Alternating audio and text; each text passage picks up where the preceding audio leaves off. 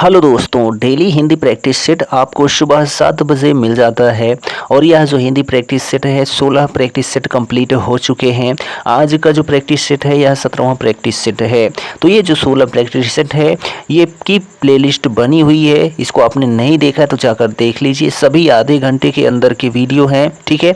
आप स्पीड बढ़ा देते हैं तो आपको जल्दी से देखने को मिल जाएगा। तो यहाँ पर डेली आपको मिलता है प्रैक्टिस सेट। तो हमारे चैनल पर आप नए हैं तो चैनल को सब्सक्राइब कर लीजिए।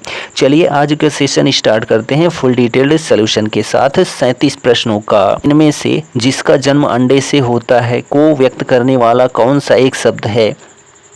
जिसका जन्म अंडे से होता है उसको क्या कहते हैं? तो उसको अंडज कहते हैं। तो यहाँ पर सी ऑप्शन करेक्ट हो जाता है, ठीक है। और निम्न जाति में जन्म लेने वाले को क्या कहते हैं? तो उसको जो है अंत्यज कहते हैं। क्या कहते हैं? अंत्यज कहते हैं, जो निम्न जाति में जन्म लेता है। अगला प्रश्न है, निम्नलिखित में से जो है अमृत का जो है अनिकार्थक शब्द क्या है? क्या नहीं है? तो अमृत का जो अनिकार्थक शब्द नहीं है उनमें मोती आता है, जबकि स्वर्ण, पारा, दूध, ठीक है, और जल, अन्न, ये सभी जो है अमृत के अनिकार्थी शब्द होते हैं। लेकिन जो मोती है ना, यह जलज का जो है अनिकार्थी शब्द होता है। अगला प्रश्न है, अमृतलाल नागर के उपन्यास मानस का हंस की कथा वस्तु क्या है? तो अमृतलाल नागर के उपन्यास मानस का हंस की कथा वस्तु जो है वह तुलसीदास का मानसिक विकास है। तो ऑप्शन डी आपका करेक्ट हो जाता है, ठीक है। तो यह उपन्यास तुलसीदास के जीवन को आधार बनाकर रची गई है। किसने रचा है? तो अमृतलाल नागर ने। नेक्स्ट क्वेश्चन है कि गंगा मैया उपन्यास के लेखक कौन है? तो गंगा मैया उपन्यास के लेखक जो हैं भैरव प्रसाद गुप्त जी हैं। तो यहाँ ऑप्शन बी आपका करेक्ट हो जाता है, ठीक। इस पुस्तक में भारतीय ग्रामीण जीवन संघर्ष का वर्णन किया गया है। और इनकी अन्य रचनाएं किनकी? भैरव प्रसाद गुप्त की। वह हैं भाग देवता, शोले, नौजवान, एक जीनियस की प्रेम कथा और सेवाश्रम, ठीक है। चलिए यहाँ पर यदि बात करते हैं नागार्जुन की, इनकी प्रमुख रचनाएं जो हैं, कविता में इन्होंने लिखा है युग धारा, मोस्ट इम्पॉर्टेंट रचना है युग धारा, ठीक है। सतरंगे पंखों वाली, प्यासी पथराई आंखें, मोस्ट इम्पॉर्टेंट रचना है तुमने कहा था, ठीक है। और हजार हजार बाहों वाली, ठीक, ये जो है इनकी प्रमुख जो है क्या हैं? तो कविताएं हैं। यदि हम काव्य की बात करते हैं तो इनकी एक रचना खंड काव्य है भस्मांकुर, ठीक। इन्होंने उपन्यास लिखा है रतिनाथ की चाची, मोस्ट इम्पॉर्टेंट है बलचनामा, ठीक है, बाबा बटेश्वर नाथ। और जो है इन्होंने लिखा है अभिनंदन, उग्रतारा, ठीक है। ये सभी जो है इनकी रचनाएं हैं। चलिए नेक्स्ट जो है क्वेश्चन की बात करते हैं। निम्नलिखित वाक्य में जो है आए खाली स्थान के लिए सही शब्द चुनिए। आजकल के नौजवानों ने बुजुर्गों की क्या कर दिया है? खराब करके रख दिया है। तो मिट्टी, ठीक है। आजकल के नौजवानों ने बुजुर्गों की मिट्टी खराब कर रखी है। तो यहाँ पर जो ऑप्शन ए है आपका करेक्ट हो जाता है, ठीक है। चलिए यहाँ पर जो है जो मिट्टी खराब करना क्या है? मिट्टी खराब करना एक मुहावरा है जिसका अर्थ होता है दुर्दशा करना, ठीक है। नेक्स्ट क्वेश्चन है कि चैन की बंसी बजाना मुहावरे का सही अर्थ क्या है? तो चैन की बंसी बजाना यानी कि सुख से रहना इसका अर्थ है। अगला प्रश्न है, लोग भूल गए हैं पर साहित्य अकादमी पुरस्कार पाने वाले कवि कौन हैं? तो लोग भूल गए हैं, इस पर जो है किनको साहित्य अकादमी पुरस्कार दिया गया था? तो रघुवीर सहाय को जो है साहित्य अकादमी पुरस्कार दिया गया था लोग भूल गए हैं रचना पर, ठीक है। यह एक कविता संग्रह है जिसके लिए इन्हें रघुवीर सहाय को 1984 में क्या दिया गया था? तो साहित्य अकादमी पुरस्कार दिया गया था, ठीक। इनकी अन्य रचना की बात करते हैं तो सीढ़ियों पर धूप में, आत्मकथा के विरुद्ध, रास्ता इधर से, यह जो है किनकी रचनाएं हैं? तो रघुवीर जो सहाय जी की रचनाएं हैं। अब यहाँ पर यदि बात करते हैं गिरिजा कुमार माथुर जी की रचना की, तो मैं वक्त के हूँ सामने, मोस्ट इम्पॉर्टेंट है, पत्थर का वध, ठीक है, मनुष्य और समुद्र, अंतिम यात्रा, यह जो है गिरिजा कुमार माथुर जी की रचनाएं हैं। और यहाँ पर यदि बात कर जो कुंवर नारायण हैं इनकी रचना की, तो इनकी जो प्रमुख रचनाएं हैं आकारों के आसपास, परिवेश, हम तुम, अपने सामने, कोई दूसरा नहीं, ठीक है। आज और आज से पहले मेरे साक्षात्कार जो है मोस्ट इम्पॉर्टेंट रचना है कुंवर नारायण की, ठीक है। और यदि बात करते हैं किनकी, तो त्रिलोचन शास्त्री की, तो यहाँ पर जो हैं इनकी जो रचनाएं हैं धरती, गुलाब और बुलबुल, ठीक है। ताप के ताए हुए दिन मोस्ट इम्पॉर्टेंट रचना है, और तुम्हें सौंपता हूँ, ठीक। चलिए नेक्स्ट क्वेश्चन देखिए। यहाँ पर गद्यांश दिया गया है और इसको पढ़ के 8 से 12 तक के प्रश्नों को सॉल्व करना है। तो यहाँ पर जो है वीडियो को पॉज करके आप गद्यांश पढ़ सकते हैं। तो यहाँ पर हजारी प्रसाद द्विवेदी तो दिख रहे हैं। चलिए यहाँ पर देखते हैं भारतेंदु युग, आधुनिक युग दिख रहा है। चलिए हम प्रश्न पर आते हैं डायरेक्ट। तो यहाँ पर देखिए प्रस्तुत गद्यांश का शीर्षक होगा, तो प्रस्तुत गद्यांश का जो शीर्षक है निबंध की विधाएं, यहाँ पर ऑप्शन सी आपका करेक्ट हो जाता है। अगला प्रश्न है हिंदी में निबंध का आरंभ कब से हुआ, तो हिंदी में निबंध का आरंभ जो है भारतेंदु युग से हुआ, ठीक है। आधुनिक युग में पहला युग है भारतेंदु युग। कौन सा युग है? भारतेंदु युग है, और यहीं से जो है हिंदी में निबंध का प्रारंभ होता है, ठीक।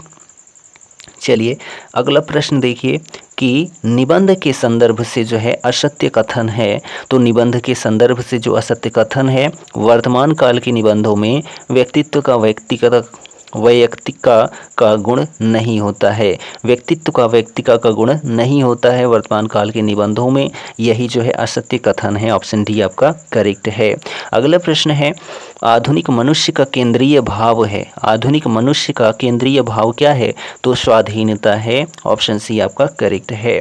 नेक्स्ट क्वेश्चन है कि भारतेंदु और उनके युग के संदर्भ में जो सत्य कथन है वह क्या है, तो हिंदी साहित्य में भारतेंदु और उनके सहयोगियों से निबंध लिखने की परंपरा का आरंभ होता है, तो यही ऑप्शन जो है आपका करेक्ट हो जाता है, ठीक।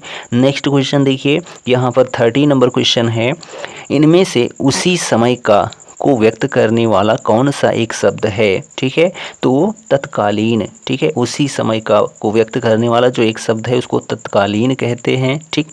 नेक्स्ट है कृत प्रत्ययों के संयोग से बनने वाली क्रिया को क्या कहते हैं, तो उसको जो है कृदंत प्रत्यय कहते हैं। कृत प्रत्ययों के संयोग से बनने वाली क्रिया को क्या कहा जाता है, तो कृदंत प्रत्यय कहा जाता है। तो यहाँ ऑप्शन सी आपका करेक्ट हो जाता है, ठीक है। उदाहरण के लिए यदि बात करें तो जैसे गाना से गवैया, बनाना से बनावट, ठीक है, ढकना, त्यागी, ये सभी जो हैं क्या हैं, कृत या कृदंत प्रत्यय के उदाहरण हैं। कृदंत के जो हैं कितने भेद होते हैं, तो 6 भेद होते हैं। भाववाचक कृदंत, कर्तृवाचक कृदंत, कर्मवाचक कृदंत, करणवाचक कृदंत और कर्तृवाचक कृदंत और क्रिया द्योतक कृदंत, ये विशेषण होते हैं, ठीक। चलिए नेक्स्ट क्वेश्चन है श्री कृष्ण के सुन वचन अर्जुन क्रोध से जलने लगे, सब सुख अपना भूल कर करतल युगल मलने लगे, संसार देखे अब हमारे शत्रु रण में मृत पड़े, करते हुए यह घोषणा वे हो गए उस कर खड़े। प्रस्तुत पंक्तियों में जो है कौन सा रस है, तो यहाँ पर जो है रौद्र रस है। यहाँ पर देखिए क्रोध है, तो क्रोध जो होता है रौद्र रस का स्थायी भाव होता है, ठीक है। तो यहाँ ऑप्शन ए आपका करेक्ट हो जाता है, ठीक। और यहाँ पर यदि वीरस के स्थायी भाव की बात करते हैं तो उत्साह होता है, भयानक का भय होता है और विभत्स का घृणा होता है, ठीक है। चलिए नेक्स्ट क्वेश्चन है निम्नलिखित में से जो है कौन सा विकल्प भेद और उसके चिन्ह को सुमेलित नहीं करता है, तो यहाँ पर जो है जो पूर्ण विराम है ये ऐसा होता है जो बिल्कुल सही है। अल्प विराम जो होता है जिसको हम कॉमा कहते हैं ऐसे ठीक है। उद्धरण चिन्ह जो होता है वह अधिकतर किस में प्रयोग किया जाता है, तो डायरेक्ट इनडायरेक्ट में ऐसा होता है। लेकिन जो योजक चिन्ह है यह कैसा होता है, तो ऐसा होता है जिसको सामासिक चिन्ह भी कहते हैं, ये ऐसे होता है ऐसे, ठीक है। और यहाँ पर क्या दे दिया गया है, लाघव चिन्ह को दिखाया गया है। लाघव चिन्ह क्या होता है, छोटी सी गोली होती है, ये लाघव चिन्ह होता है, ठीक। चलिए नेक्स्ट क्वेश्चन है, यहाँ पर खाली स्थान भरना है। जिसने गुलाबी कमीज़ पहनी है नाम श्याम है, तो यहाँ पर उसका नाम श्याम है। जिसने गुलाबी कमीज़ पहनी है उसका नाम क्या है, तो श्याम है। तो यहाँ पर जो ऑप्शन बी है आपका वह करेक्ट हो जाता है। नेक्स्ट क्वेश्चन देखिए, यहाँ पर है कि चाबुक, ठीक है, चाबुक निबंध संग्रह के रचनाकार कौन हैं, तो चाबुक निबंध के जो रचनाकार हैं वह सूर्यकांत त्रिपाठी, ये आपका करेक्ट हो जाता है, ठीक है।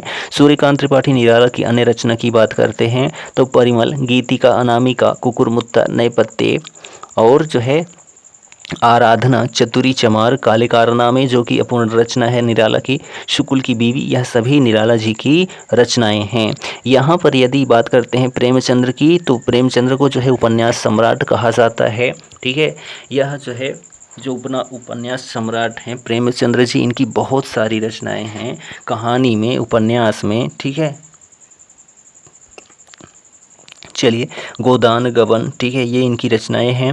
और यहाँ पर जयशंकर प्रसाद जी की यदि बात करते हैं तो इनकी जो प्रमुख रचनाएं हैं उनमें कविता में आंसू झरना, लहर, कामायनी, प्रेम पथिक। ठीक है, और जो कामायनी है एक महाकाव्य है, इसमें 15 सर्ग हैं और जो पहला सर्ग है चिंता है और आखिरी यानी कि 15वां सर्ग जो है वह आनंद है। ठीक है, और इन्होंने नाटक में लिखा है स्कंदगुप्त, चंद्रगुप्त, ध्रुव स्वामिनी, राजेश्री, जन्मेजय का नागयज्ञ, अजात शत्रु, विशाखदत्त, एक घूंट, कामना, करुणालय, कल्याणी, परिणय, अग्निमित्र, प्रायश्चित और सज्जन।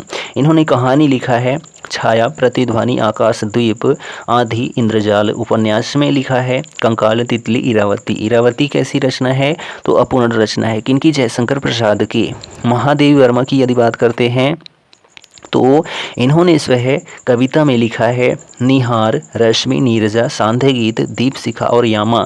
यामा पर जो है इनको 1982 में जो है ज्ञानपीठ पुरस्कार दिया गया था। ठीक है, रेखा चित्र में पथ के साथी, अतीत के चलचित्र, स्मृति की रेखाएं, मेरा परिवार, यह सभी इनकी रचनाएं हैं। निबंध में इन्होंने लिखा है श्रृंखला की कड़ियाँ। किसने? महादेवी वर्मा ने। चलिए आगे बात करते हैं यहाँ पर नेक्स्ट क्वेश्चन की।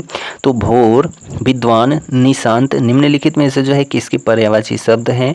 तो प्रभात के जो है पर्यायवाची शब्द हैं भोर, विहान, निशांत। ठीक है, जबकि दिन का जो पर्यायवाची शब्द होता है वासर, दिवस, दिवा, वार आदि। संध्या का जो पर्यायवाची शब्द होता है वह दिनांत होता है, सांध्य सायंकाल होता है, गोधूली होता है, प्रदोष काल होता है और सांझ होता है।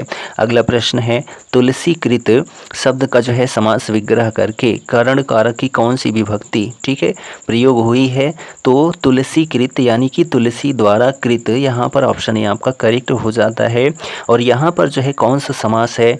तो तुलसी द्वारा कृत, यहाँ तत्पुरुष समास के करण कारक की विभक्ति है। ठीक है, क्योंकि करण कारक में क्या होता है? से या द्वारा होता है। तो का संबंध जो होता है किस में होता है? काकी के रारी रे नानी ने संबंध कारक में होता है, में पर जो है अधिकरण कारक में होता है। ठीक है, चलिए अगला प्रश्न देखिए, यहाँ पर है कि निम्नलिखित में से जो है कौन सा विकल्प वाक्यांश और उनके एक शब्द को सही जोड़ी नहीं बैठाता है? तो यहाँ पर देखिए, जो बहुत बोलता है वाचाल होता है, जी बिल्कुल सही है। जो कुछ नहीं जानता उसको अच्छ कहते हैं, यह भी सही है। ठीक है, जो मापा ना जा सके उसको अपरिमेय कहते हैं, यह भी सही है। लेकिन जो अनुकरण करने योग्य हो उसको विश्वसनीय कहते हैं, नहीं, यह गलत है। यह अनुकरणीय होगा ना कि विश्वसनीय होगा। ठीक है, चलिए नेक्स्ट क्वेश्चन देखिए, जो भेदा ना जा सके उसके लिए एक वाक्य क्या है? तो अभेद्य। ठीक है, अभेद्य है। जो भेदा ना जा सके उसको अभेद्य कहते हैं। ठीक, चलिए यहाँ पर देखिए कि जो सर्वशक्ति संपन्न होता है उसको सर्वशक्तिमान कहते हैं। जो पुरुष लोहे की तरह बलिष्ठ होता है उसको लौह पुरुष कहते हैं। और जिसे भेदना या तोड़ना कठिन होता है उसको दुर्भेद्य कहते हैं। अगला है ब्याल, उरग, पत्रग, ठीक है, पन्नग। निम्न में इससे जो है किसके पर्यायवाची शब्द हैं? तो सांप के पर्यायवाची शब्द हैं। तो यहाँ पर जो है हाथी के पर्यायवाची शब्द गज, कुंकर, मतंग, वितुंड, द्वीप, गयंद, ये सभी हाथी के पर्यायवाची शब्द हैं। भंवरा के पर्यायवाची शब्द मधुकर, अली, भृंग, मधुराज, मधुप, यह जो है भंवरे के पर्यायवाची शब्द हैं। नेक्स्ट क्वेश्चन देखिए, यहाँ पढ़ा नहीं जाता वाक्य में कौन सा वाच्य प्रयुक्त हुआ है? तो यहाँ पर जो है भाववाच्य प्रयुक्त हुआ है, यहाँ पढ़ा नहीं जाता। ठीक, जो वाच्य होते हैं कितने प्रकार के होते हैं? तो 3, कर्तृवाच्य, कर्मवाच्य और भाववाच्य होते हैं। ठीक है, चलिए अगला प्रश्न है निम्नलिखित में से जो है कौन सा उपन्यासकार साहित्य अकादमी पुरस्कार से सम्मानित नहीं है? तो वह है मन्नू भंडारी। ठीक है, मन्नू भंडारी को जो है साहित्य अकादमी पुरस्कार से सम्मानित नहीं किया गया है। ठीक है, यहाँ पर जैनेंद्र कुमार, भगवती चरण वर्मा, अमृतलाल नागर, इन तीनों को जो है साहित्य अकादमी पुरस्कार से सम्मानित किया जा चुका है। ठीक, भगवती चरण वर्मा को जो है भूले विसरे चित्र रचना के लिए 1961 में, जैनेंद्र कुमार को मुक्तिबोध के लिए 1966 में, अमृतलाल नागर को जो है 1967 में अमृत और विष के लिए साहित्य अकादमी पुरस्कार प्रदान किया गया है।